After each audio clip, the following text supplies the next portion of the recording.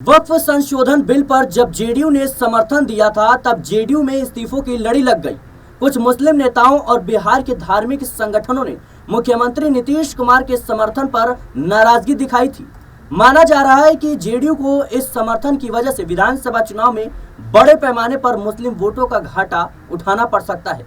लेकिन इस चिंता से बेपरवाह मुख्यमंत्री नीतीश कुमार लगातार मुस्लिम समाज के हितों के लिए काम करने में लगे हुए हैं। संदेश देने की कोशिश कर रही हैं कि कहीं ना कहीं वो अभी भी मुस्लिमों के साथ है।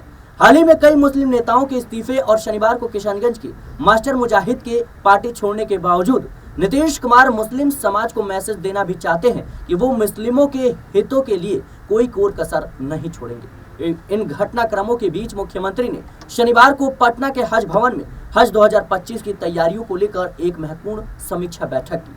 इस बैठक में नीतीश कुमार ने अधिकारियों को कई निर्देश भी दिया और तैयारियों का जायजा भी लिया। बैठक में अल्पसंख्यक कल्याण विभाग के सचिव मोहम्मद सुहेल ने एक प्रस्तुतिकरण के माध्यम से हज 2025 की व्यवस्थाओं के संबंध में विस्तृत जानकारी दी। मुख्यमंत्री को जिलावार हज यात्रियों की संख्या, एम्बार्केशन पॉइंट, हज यात्रियों को दी जाने वाली सुविधाओं के संबंध में जानकारी दी गई। बता दें दर्शकों कि इन दिनों नीतीश कुमार मुस्लिम समाज को लगातार संदेश देने की कोशिश कर रहे हैं कि भले ही उन्होंने या उनकी पार्टी ने वक्फ बिल का समर्थन किया है, लेकिन कहीं ना कहीं वो अभी भी मुस्लिम समाज के हित के लिए कोई कसर नहीं छोड़ने वाले। हाल ही में जिस तरीके से बिहार में उन्होंने उर्दू को अनिवार्य कर दिया और कहा कि तमाम सरकारी दफ्तरों में जो लोग हैं, जो काम कर रहे हैं, उनको उर्दू सीखना चाहिए, क्योंकि कहीं ना कहीं ये ऐसी भाषा है जो लगातार कह सकते हैं सरकारी कामों में भी इस्तेमाल होता है।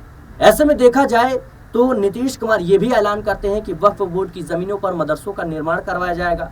और नीतीश कुमार की पार्टी के तमाम नेता इस बात को कहते हैं कि जब तक नीतीश कुमार है, बिहार में कोई भी दंगा फसाद नहीं होगा, धार्मिक जो उन्माद है वो नहीं होगा, सौहार्द बना रहेगा।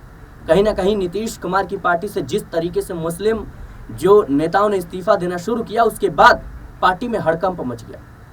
भले ही जेडीयू के तमाम बड़े नेता, खासतौर पर ललन सिंह, संजय झा इस बात को कह रहे हैं कि इन नेताओं के जाने से कोई फर्क नहीं पड़ेगा, लेकिन नीतीश कुमार इस बात को समझ रहे हैं कि छोटे छोटे जो ये नेता है, जो जमीन पर एक्टिव रहते हैं, इन्हीं की बदौलत पार्टी टिकी हुई है।